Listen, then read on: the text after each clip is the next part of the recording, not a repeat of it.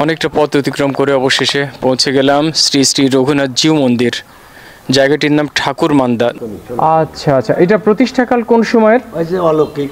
অলৌকিক, এটা আপনার কে করেছে কেউ বলতে পারবে না। বন্ধুরা, আজ আপনাদের নিয়ে যাব হাজি গোবিন্দপুর মোড় থেকে ডান দিকে বা পশ্চিম দিকে যে রাস্তাটি চলে গেছে, এখান থেকে 7 কিলোমিটার দূরে রঘুনাথ জিউ মন্দির পরিদর্শনে, যেটি আমার কাছে সম্পূর্ণ নতুন এবং আশা করি আপনারা যারা দেখেননি তাদের কাছেও সম্পূর্ণ নতুন এক অভিজ্ঞতা। এটি মান্দার ভিতরেই অবস্থিত, কিন্তু এই জায়গাটিতে অধিকাংশ মানুষ বাইরে থেকে খুব একটা যায় না, এই এলাকার লোক এবং সনাতনপন্থীরা ছাড়া। সুতরাং এটি হতে যাচ্ছে আপনাদের জন্য সম্পূর্ণ নতুন একটি অভিজ্ঞতা। দেখতে থাকুন। আমরা মান্দার কুসুম্বা যে মসজিদটি, সেই মসজিদটি পরিদর্শন শেষ করে আমরা ছুটে চললাম একটি নতুন গন্তব্যে। দেখতে থাকুন এর পরবর্তী পাঠ। চায়ের দোকানে বসে শুনলাম যে জনৈক কুসুম্বা নামে একজন ভদ্র মহিলাকে এই মসজিদ থেকে পিছন দিকে 500 গজ দূরে, বা এক কিলোমিটার হবে না, 600-700 গজ হবে দূরে নির্বাসন দেওয়া হয়েছিল, এবং তার নাম ছিল কুসুম্বা, যার নাম অনুসারে পরবর্তীতে এই স্থানের নামই হয়ে যায় কুসুম্বা, এবং সেই থেকে এখানে যে মসজিদটি হয়েছিল বিখ্যাত, সেটির নাম কুসুম্বা মসজিদ। যাই হোক, আমরা সেই কুসুম্বা নামনি যে ভদ্রমহিলা, তার যে জায়গাটিতে তাকে নির্বাসন দেওয়া হয়েছিল সেই জায়গাটি দেখার জন্য আমি এগিয়ে যাচ্ছি মোটরসাইকেল নিয়ে। আপনারা দেখছেন মসজিদের পাশ দিয়েই যে রাস্তাটা, সেটি ধরে আমি ধীরে ধীরে এগিয়ে চলেছি সেই জায়গাটির উদ্দেশ্যে। এই এলাকা শেষ হয়ে গেল, শুরু হলো ফসলের ক্ষেত এবং পুরোপুরি গ্রামীণ জনপদ। একটি ঢালাইয়ের রাস্তা, দুপাশে ধান ক্ষেত, কলার বাগান, বিভিন্ন গাছগাছালি, এগুলো অতিক্রম করে আমি ছুটে চললাম সেই জায়গায়। আমি গিয়ে যা দেখলাম সেটি আপনারাও দেখবেন। সেটি হলো সেখানে একটি পুকুর তৈরি করা হয়েছে, একটি মসজিদ তৈরি করা হয়েছে। পরবর্তীতে জেনেছি যে এই ভদ্র মহিলাকে উদ্ধার করতে এসে তারা মুগ্ধ হন যে তিনি বেঁচে আছেন, তিনি যথেষ্ট প্রভাব বিস্তার করেছেন, তিনি মসজিদ তৈরি করিয়েছেন, তিনি পুকুর কাটিয়েছেন, এবং পরবর্তীতে তাকে নিয়ে যাওয়া হয় এবং এইখানে তৈরি করা হয় সেই বিখ্যাত মসজিদটি, যার নাম কুসুম্বা মসজিদ। এই যে ডান পাশে যে পুকুরটি দেখতে পাচ্ছেন আমরা, এই পুকুরটি আসলে সেই পুকুর। এবং এই সামনে এগুলোই আমি এখানে থামবো এবং দেখতে পাবেন সামনে একটি মসজিদ আছে।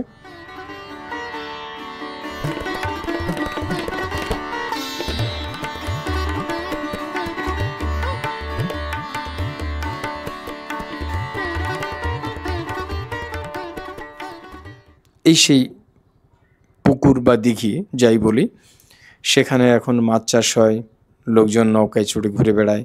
আর এই যে বাম পাশে দেখছেন পাথর পড়ে আছে, এগুলো অবশ্যই পুরনো প্রত্নসামগ্রীর নিদর্শন, কিন্তু মসজিদটি নতুন, অর্থাৎ এইখানে হয়তোবা প্রাচীন মসজিদ ছিল, সেই মসজিদটি ভেঙে ফেলে নতুন করে হয়তো এটি করা হয়েছে। কিন্তু এই যে পাথরখণ্ডটি পড়ে আছে, এটি প্রমাণ করে যে এটি আসলে অনেক পুরনো স্থাপনার অংশবিশেষ ছিল।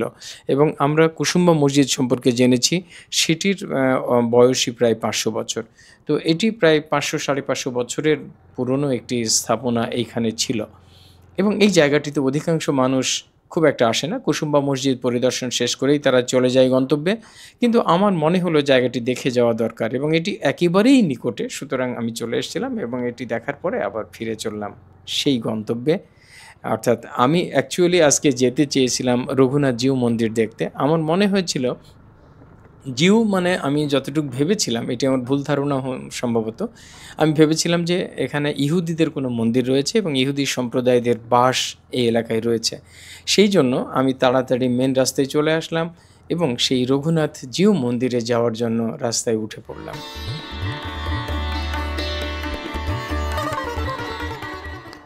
আমি মেন রাস্তায় চলে এসেছি এবং এই যে আপনারা দেখতে পাচ্ছেন সামনেই যে একটা সাইনবোর্ড রাস্তার উপরে, এখান থেকে সামনে এগিয়ে গিয়ে এই যে ডান পাশে যে মোড়টা নিচে নামলো, এই মোড় থেকে ডান দিকে যে রাস্তাটা, সরু একটি গ্রামীণ পথ, এই পথ ধরেই আমি এগিয়ে চলবো। এখন এখান থেকে প্রায় 7 কিলোমিটার দূরে, যদিও স্থানীয় জনগণ আমাকে বারবার বলছিল খুব বেশি না, অল্প একটু দূরে, অল্প একটু দূরে। সেই অল্পটা কত দূরে আমি ঠিক বুঝতে পারছিলাম না। তারা প্রতি মুহূর্তে আমাকে হাত দিয়ে বুঝিয়ে দিচ্ছিলেন এই সামনে, এই সামনে। তো আমার সামনের পথ অ্যাকচুয়ালি আর শেষ হচ্ছিল না। আপনারা দেখতে থাকুন। আমি অনেকটা অংশ বাদ দিয়ে দিয়েছি ভিডিও থেকে, আপনাদের ধৈর্যচ্যুতি যেন না ঘটে সেই জন্য। এই গ্রামীণ জনপদ, গ্রামীণ মেঠোপথ এগুলো পার হয়ে আমি মাঠের মধ্যে প্রবেশ করলাম। কি চমৎকার সবুজ ধান ক্ষেত, দিগন্ত বিস্তৃত ধান ক্ষেত, দূরে আকাশ আর ধান ক্ষেতের মিলন মেলা যেন দেখা যায়, এর বাইরে আর কিছু নেই। সেচ প্রকল্প চলছে আর তার মাঝখান দিয়ে চমৎকার একটি পিচ ঢালা রাস্তা। সেই রাস্তা ধরেই আমি এগিয়ে চলেছিলাম, কিন্তু আমি না থেমে আর পারিনি। এই সবুজ দেখে আমি থামতে বাধ্য হয়েছিলাম এবং কিছু ছবি নিতে, ভিডিও করতে আমি পাগল হয়ে উঠেছিলাম।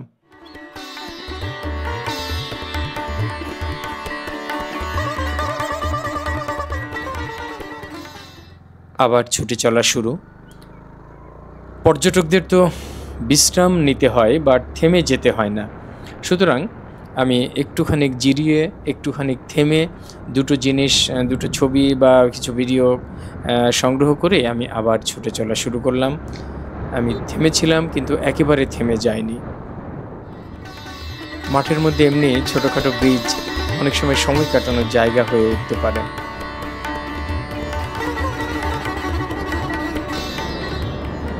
আমাদের বাংলাদেশের গ্রামীণ জীবন অথবা কৃষি জমি বা কৃষি ক্ষেতগুলো আসলেই খুব সুন্দর।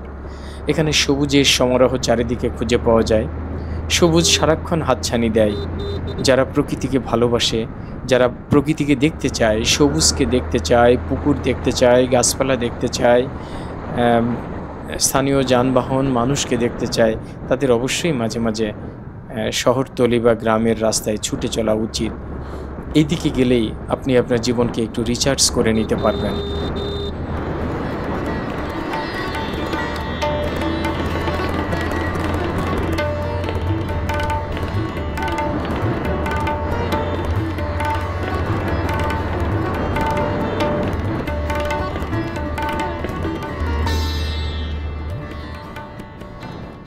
চলতে চলতেই পৌঁছে গেলাম রঘুনাথ জিউ মন্দিরের সামনে। এই যে বাম দিকের যে ভবনটি এবং চূড়া দেখতে পাচ্ছেন, এটি আসলে সেই মূল মন্দির। আমরা এইখানে গাড়িটি পার্ক করে গেট দিয়ে ঢুকে যাব ভিতরে এবং তারপরে উদ্ধার করব এখানে কত সালে প্রতিষ্ঠিত হয়েছিল এই জিউ মন্দির, কত ঘর জিউ পরিবার এখানে রয়েছে এবং তারা কিভাবে এটি কখন নির্মাণ করেছিলেন, তাদের পরিচয়ই বা কী, এইসব বিষয়গুলো আমি জানার চেষ্টা করব। আপনারা আমার সাথেই থাকুন এবং দেখতে থাকুন। আমি কথা দিচ্ছি আপনারা নিরাশ হবেন না এবং এমন অনেক অজানা তথ্য পাবেন এখান থেকে যা আগে হয়তো আপনারা জানতেন না।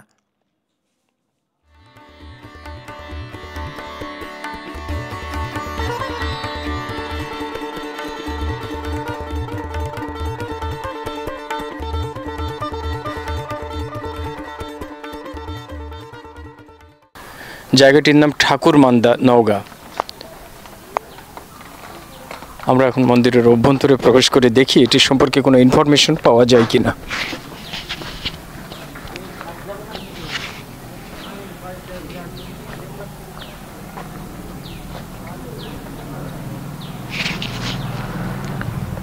এখানে আমরা একটা দুর্গা মন্দির দেখতে পাচ্ছি, শ্রী শ্রী দুর্গা মাতা মন্দির এটির নাম।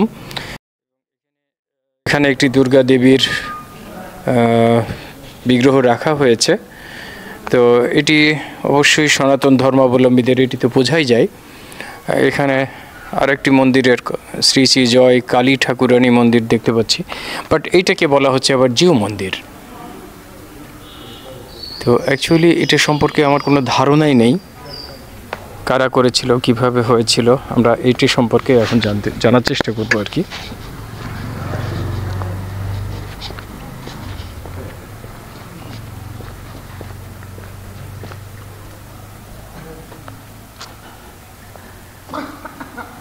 ভাই, এখানে পুরোহিত কে আছেন? একটু কথা বলবো ওনার সঙ্গে।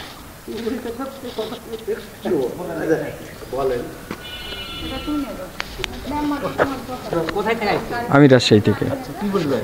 আচ্ছা, এই মন্দিরটা সম্পর্কে অধিকাংশ মানুষ তেমন কিছুই জানে না। তো এটা সম্পর্কে একটু জানার জন্য এসেছি মূলত। এটা হচ্ছে আপনার অলৌকিক মনে করেন যে হয়েছে এখানে। আপনি যে কোনো আপনার মানা মানসিক করবেন, এখানে মানা মানসিতে আপনার ইয়া হয় বা অন্ধ না ওগুলো বাদ দিচ্ছি। হ্যাঁ, এই মন্দিরটা মূলত কি জিউ লেখা আছে? জিউ মানে ওটা আপনার প্রত্যেকদিন যেটা পূজা হবে সেটাই জিউ। হয় প্রতিদিন। তাহলে এটা কি সনাতন ধর্মাবলম্বীদের না ইহুদিদের? না না, এটা সনাতন ধর্মের। ও আচ্ছা, দেখেন কত বড় ভুল। সনাতন ধর্ম জিউ শব্দের অর্থ কিন্তু আসলে ইহুদি। তো আমার ধারণা যে এখানে কোনো ইহুদিরা বাস করতেন। জিউ মন্দিরটা হচ্ছে যে কোনো জিউ মন্দির থাকবে যেখানে 3 বেলা দেবতার উদ্দেশ্যে ভোগ বিতরণ করা হয়, সেইটাকে বলা হয় জিউ। ও আচ্ছা, তার মানে এটি সনাতনী একটি মন্দির। সনাতনী। আচ্ছা আচ্ছা, এটা প্রতিষ্ঠাকাল কোন সময়ের? ওই যে অলৌকিক, এটা আপনি কেউ করেছে কেউ বলতে পারবে না, এটা রাতারাতি হয়েছে। আচ্ছা, তবে 400 বছরের মতন। মূল ভবন কি এইটাই? হ্যাঁ, মূল ভবন এটা, মূল মন্দির এটা, এই পাশে হচ্ছে আরেকটা মন্দির। আচ্ছা, থ্যাংক ইউ ভেরি মাচ। আচ্ছা, আপনি যেটা বলছেন মূল মন্দির এইটা, কিন্তু এটার যে অবয়ব বা এটার যে গঠনশৈলী সেটা দেখে কিন্তু অতটা পুরনো ঠিক মনে হয় না। তো সেই ক্ষেত্রে কি আগে অন্য কোনো মন্দির ছিল? এখানে এই মন্দিরটাই ছিল, সংস্কার করা হয়েছে। আমি সেটাই বলছি যে এটি সংস্কারের ফলে আজকের এই রূপ নিয়েছে। তো মূল মন্দিরের যে কাঠামো সেটা কি ঢাকা পড়ে গেছে না সেটা এখানে কিছুটা অবয়ব আছে? এখন অবয়ব আছে, আর এটা সম্ভবত মুঘল আমলের শেষের দিকে হবে। মুঘল আমলের শেষের দিকে। এখানে কোনো ফলক টলক কিছু নেই? ফলক নেই। না সেটা ঠিক আছে, কিন্তু এইখানে ছিল একটা পুরাতন মন্দির, এখানেও একটা পুরাতন মন্দির ছিল, এটা সংস্কার করে এটা আমরা অত্যন্ত লোকাল হচ্ছে সাহায্য সহযোগিতা নিয়ে, আচ্ছা আমাদের সহযোগিতা 2-4 টাকা সহযোগিতা নিয়ে আমাদের এই। আপনার বাড়ি কি এখানেই? আমার বাড়ি এখান থেকে পাশে গ্রামে। আচ্ছা আচ্ছা। তবে আমি ক্লাস 8-এ যখন পড়ি, মানে 14 বছর থেকে এখানে দেখাশোনা করি, এবং এক সময় আমি এখানে 95 সাল থেকে এখানে শিক্ষকতা শুরু করি। এই পাশে শিক্ষকতা শুরু করি। এই পাশে বলতে কি কোনো হাই স্কুল আছে? আপনি স্কুলের শিক্ষক? হাই স্কুলের অ্যাসিস্ট্যান্ট হেডমাস্টার ছিলাম। তারপরে এখান থেকে আমি 2000 সালে প্রাইমারিতে আবার চলে গেছেন। Head teacher. এখন কি primary school head teacher?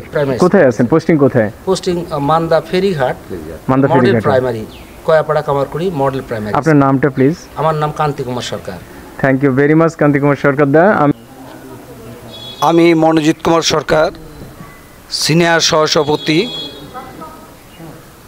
Shri Shri Raghunath জিউ মন্দির, ঠাকুরমান্দা, উইদিন ব্যাকেটে কসবামান্দা। 450 বছর পুরাতন এই ঐতিহ্যবাহী মন্দিরটি এখানে অবস্থিত। এই মন্দিরের যে প্রতিমাগুলি রয়েছে, বিগ্রহ রয়েছে, তা মনুষ্য সৃষ্টি বলে কোনো বিগ্রহ নয়, এটা প্রকৃতিগত পাওয়া আমাদের এই বিগ্রহ। আমরা সবসময় এখানে বিভিন্ন দেশ বিদেশ থেকে আমাদের পর্যটক আসেন, এটা নিয়ে রিসার্চ করার জন্য, দেখার জন্য, প্রত্যাত্মিক একটা ভবন হিসেবে দেখার জন্য আসেন। আমরা মন্দির কমিটির পক্ষ থেকে ওনাদের যতটুকু আমরা সংগ্রহ করতে পেরেছি আমরা সেটুকুই ওনাদের আমরা কথাগুলি বলি।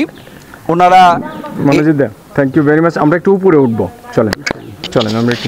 আমাদের বিগ্রহ কিন্তু মনুষ্য সৃষ্টি না।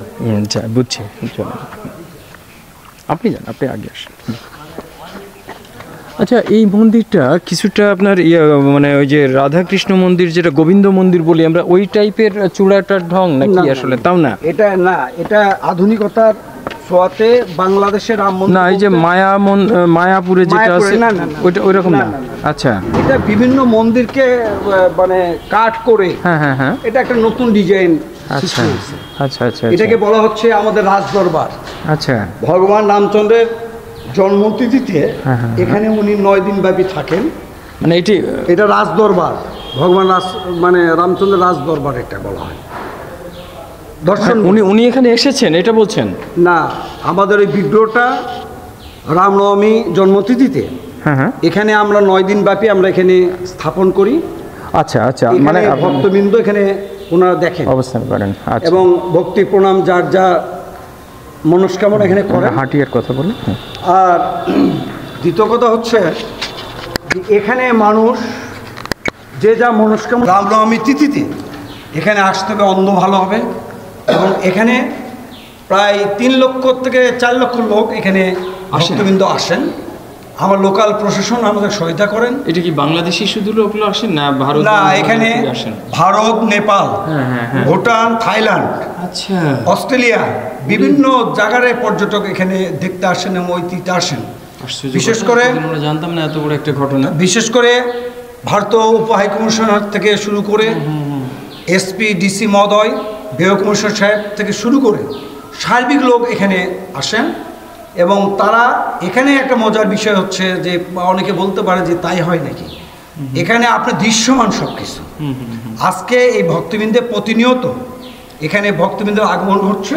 আচ্ছা, আমরা কি উপরে যাওয়ার সুযোগ আছে? আর আছে, অতটা উপরে রিস্ক নেওয়া যাবে? দেখি সিঁড়িটা কাজ চলতেছে তো, সিঁড়িটা গম্বুজ এইটাই? হ্যাঁ, গম্বুজ এইটাই।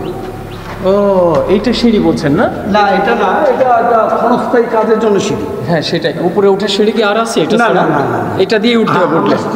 তৈরি করি আমাদের এটা ইয়ে নাই, আমার ডিজাইন নাই। হ্যাঁ হ্যাঁ হ্যাঁ, তো যেটা বলছিলাম এখানে না অসুবিধা নেই, কিন্তু দুইজন একসঙ্গে মনে হয় ওঠা যাবে না। আচ্ছা, এটা তো ভেঙে পড়ারও সম্ভাবনা আছে। না, এটা ভালো না, মানে এই বাঁশগুলো অত শক্তিশালী বাঁশ কাজের জন্য শুধু এটা করা হয়েছে। না, এটা বলা যায় না। এটা হুট করে এই যে ফেটে গেছে তো বিভিন্ন জায়গায়, ভেঙে পড়ে গেলে বলা যায় না, দরকার নেই। এবং এই মন্দিরটা এই যে ডিজাইন, আমরা একটু চারপাশটা একটু দিই। এই মন্দিরটা এই ডিজাইন এবং সার্বিক সহায়তা আমাদের করেছেন আপনার মানে এই মন্দিরের উদ্যোক্তা হচ্ছে বাবু সাধনচন্দ্র মজুমদার, সাবেক খাদ্যমন্ত্রী মহোদয়। সাধনচন্দ্র মজুমদার ওনার বাড়ি কোথায়? বাড়ি নিয়ামতপুরের পাশে। ওনার বাড়ি নিয়ামতপুরে? হ্যাঁ, নিয়ামতপুরে।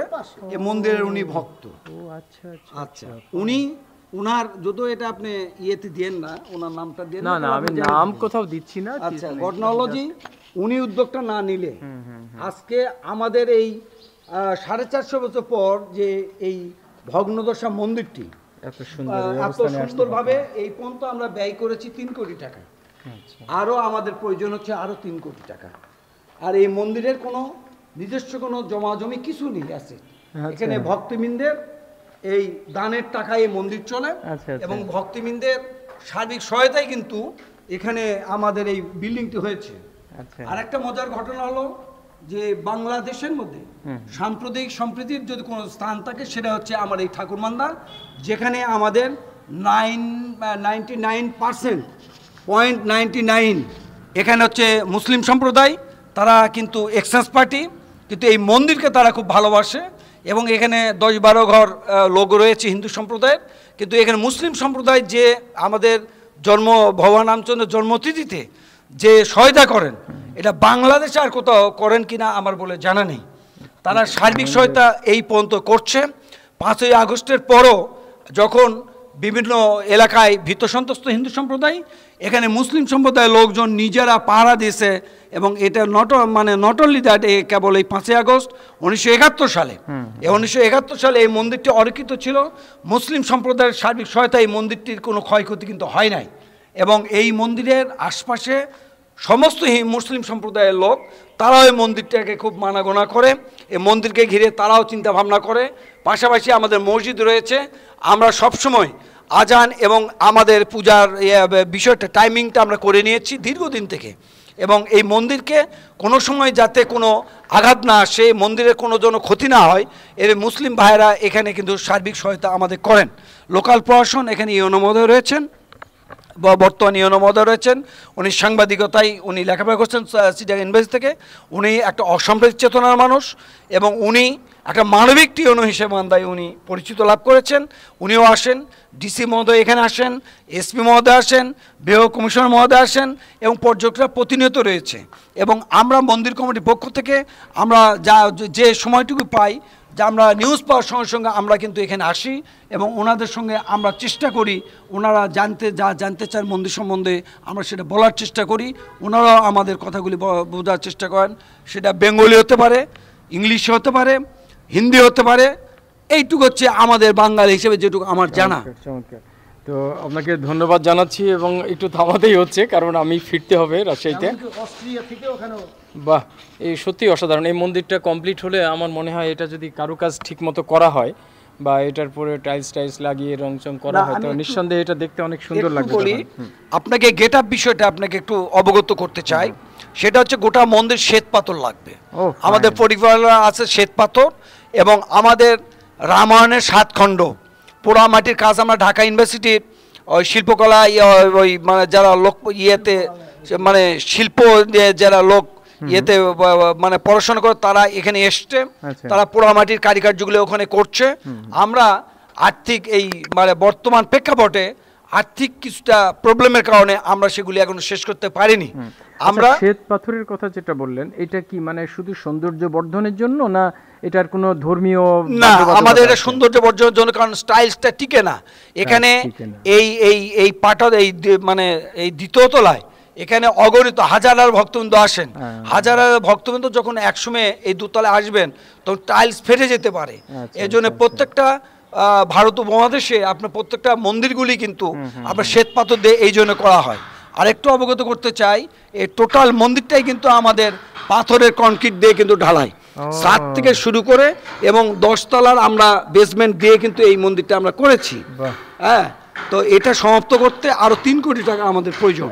এই অর্থ সংস্থান কোথায় থেকে হচ্ছে? এটা হচ্ছে আমাদের এই মন্দিরে বিভিন্ন জন বিভিন্ন মানত করে, কে হিন্দু, কে মুসলিম, কে বৌদ্ধ, কে খ্রিস্টান জানি না, এবং ভগবান রাম কিছু মানে ভগবান রামচন্দ্র জানেন। অনেকে এখানে এসে খোঁজ করে যে মন্দিরের সভাপতিকে, সেটিকে বা মন্দির কমিটিকে, তারা এসে কেউ 50,000, 10,000, 1 লাখ টাকা করে উনি দান করে যান। সেই হিন্দুও দান করেন, মুসলিমও দান করেন। তাদের এই অর্থায়ন দিয়েই আমরা এই পর্যন্ত এসছি এবং সরকারি আমরা এখানে পেয়েছি কিছু টাকা। আর পার্শ্ববর্তী যাত্রী নিবাস যেটা আপনি দেখলেন পাশে যে 3 তলা, সেটা হচ্ছে ভারত সরকার করে দিয়েছিল। পরবর্তীতে আমরা আর কিছু পাই নাই। আমরা যা করছি, আমরা চাই যে আমরা হিন্দু মুসলিম সকল সম্প্রদায়ের মানুষ আমরা এই মন্দিরটা যেমন অতীত থেকে 4.5 বছর ধরে আমরা সংরক্ষণ করে এসেছি, আমরা সেভাবেই করব। স্কনকে আমরা এই মন্দির দিতেও চাই না এবং তাদের কিছু কর্মকাণ্ড আমাদের কাছে বিতর্কিত মনে হয়, এই জন্য আমরা তাদের থেকে একটু দূরে থাকার চেষ্টা করি। ধন্যবাদ, ধন্যবাদ মনোজিৎ দা। আমার ভীষণ ভালো লাগলো, অনেক ইনফরমেশন আমরা অ্যাকচুয়ালি পেলাম আপনার কাছ থেকে। দর্শক বন্ধুরা আপনারাও নিশ্চয়ই শুনলেন খুব মূল্যবান কিছু কথাবার্তা। এবং আমার সব থেকে যেটা ভালো লাগছে সেইটা হলো এই প্রত্যন্ত গ্রামে যেখানে রাস্তাঘাট মানে বলা যেতে পারে অনেক দূর মূল শহর বা রাস্তা থেকে। আমাকে প্রথমে বলা হলো যে এখান থেকে 4-5 কিলোমিটার ভিতরে, আসতে আসতে রাস্তা আর শেষ হয় না। আমার গাড়ির তেল ফুরিয়ে গেছে, আমার এখন তেলের দোকান খুঁজতেছি যে কোথায় তেল পাওয়া যায়, কিন্তু তারপরেও আমি এখানে খুঁজতে খুঁজতে এসেছি। যাই হোক, এসে নতুন যে জিনিসটি আবিষ্কার করলাম সেটা হলো যে এটি ধারণা ছিল যে এটা জিউসদের বা এটা ইহুদিদের মন্দির। আমার সেটি খুঁজতে আসার উদ্দেশ্য ছিল যে অ্যাকচুয়ালি ইহুদি সম্প্রদায় এখানে বাস করছেন, তারা কেমন আছেন, কয়টা ঘর আছেন। তো এখানে এসে সম্পূর্ণ ধারণা পাল্টে গেল। এবং জিউ শব্দের অর্থ আপনারা যেটা বলছেন সেটা হলো প্রতিদিন যেখানে ভগবানের উদ্দেশ্যে 3 বেলা ভোগ দেওয়া হয়, সেই ধারণাকে বলা হয় জিউ। ফাইন, এটা আমার নতুন শিক্ষা হলো আজকে, আমি এটা জানতাম না। তো আপনাদের দুজনকে অসংখ্য ধন্যবাদ। দেখা হবে ইনশাল্লাহ, কথা হবে আবার। ভালো থাকবেন।